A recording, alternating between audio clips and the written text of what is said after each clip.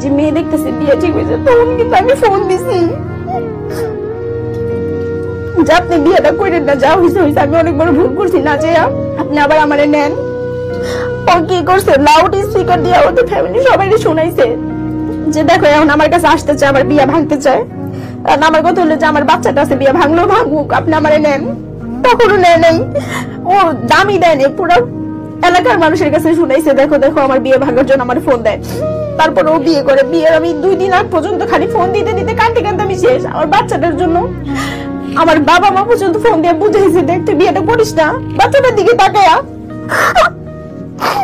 তারপরও শুনে নাই, বিয়ে করছে। তারপরও আমার বাচ্চা নিয়ে আমি আসি, আমি যে থাক ওর মতন সংসার করুক, আমি আমার মতন থাকি।